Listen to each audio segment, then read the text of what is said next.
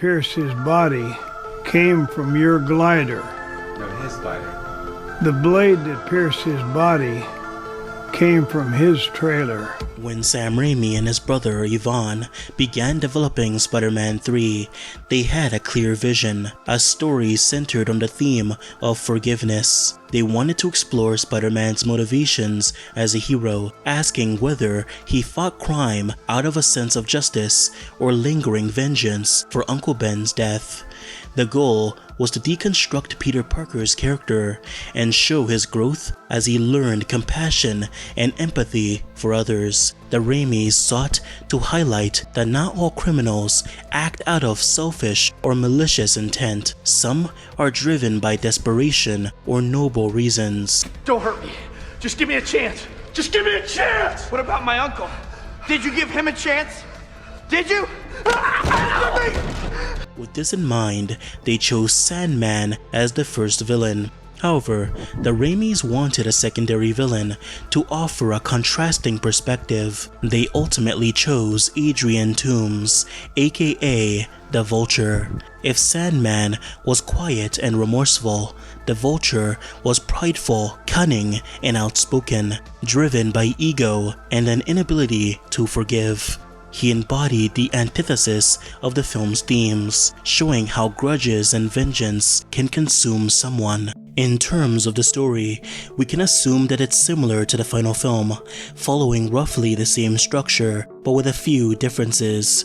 Supposedly in the story, Spider-Man would have uncovered some illegal business that the Vulture had and would throw him in jail for it. Now in prison, Vulture would develop a grudge against Spider-Man and vow revenge. Eventually, Sandman, who used to be cellmates with Vulture, would break him out of prison as he needed someone with great intelligence to help mastermind some jobs. Vulture would agree to help him and would create a set of crude vulture wings using materials in the prison, and together with Sandman, they would break out. The rest of the film explores Vulture and Sandman planning out this job while also taking vengeance on Spider-Man.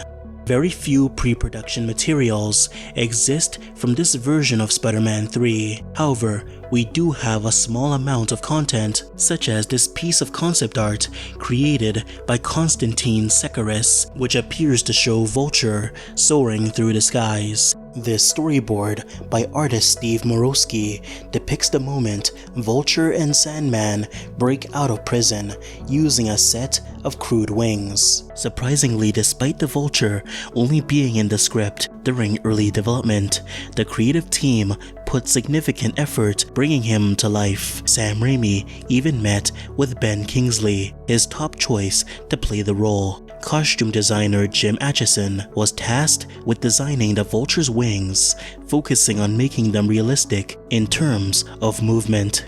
The goal was to actually create two sets of wings, one that was technologically advanced and another which was crudely put together, similar to the one he wears to break out of prison. In late January and early February 2005, Atchison returned from New Zealand and collaborated with Shawnee Smith from Frontline Design to create a simple prototype of the wings.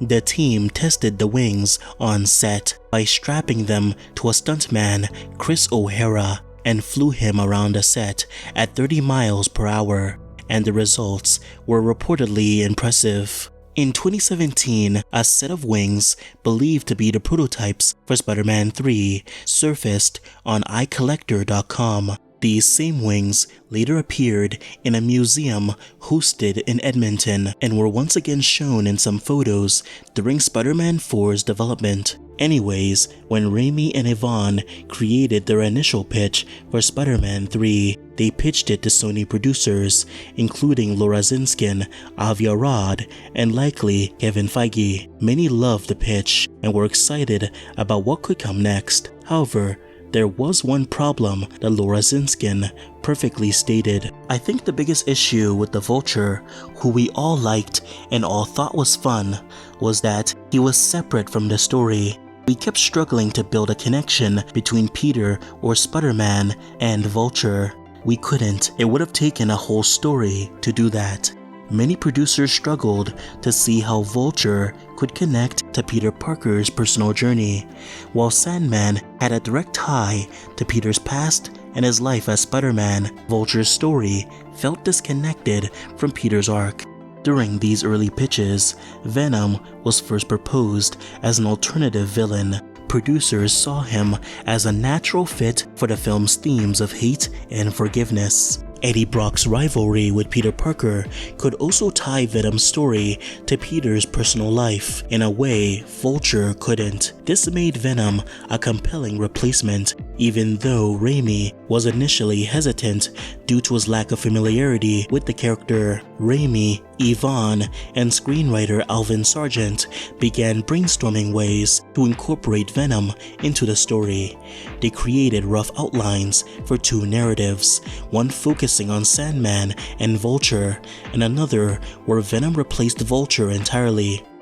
Despite Raimi's reluctance, the Black Suit storyline and Venom started to emerge as the central story in the end. While Raimi continued refining Sandman's arc, the decision to prioritize Venom over Vulture ultimately shaped the version of Spider-Man 3 that made it to the screen.